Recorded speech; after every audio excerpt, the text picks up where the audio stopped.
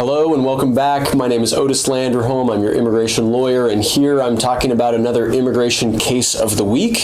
This week I want to talk about the case of Murillo Espinosa versus the INS. INS doesn't exist anymore, Immigration Naturalization Service.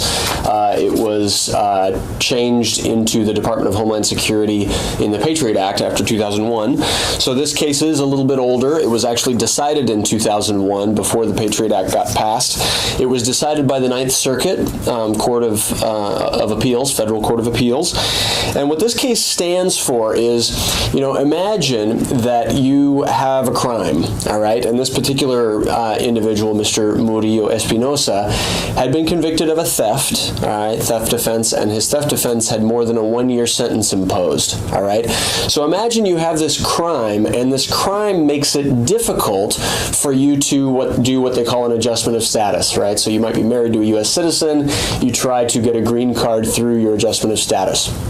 Now, what he did is he went and he got an expungement, all right? So the big question is, what effect does an expungement have on your immigration case and whether or not you still have a quote-unquote conviction and whether or not that conviction can be used against you to prohibit your adjustment of status, all right?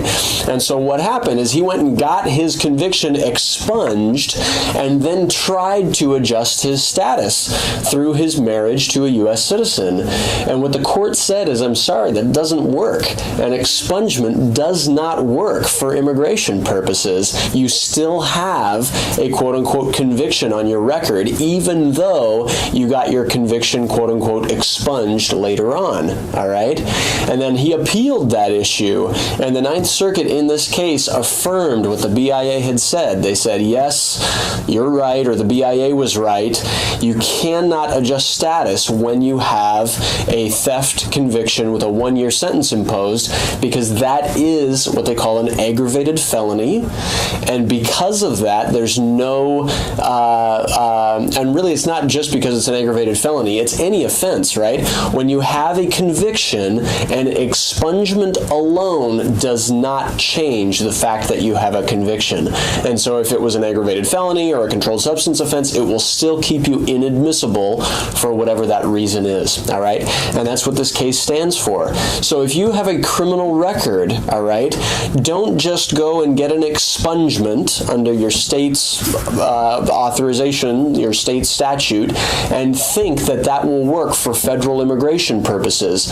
You really should talk to an immigration lawyer or an immigration law specialist who can really see what the best way will be to fix your case given your record. Okay? So thank you for watching. I hope this made sense. Expungements don't necessarily work for immigration purposes. Let's look carefully at your conviction and see what your options are. Thank you.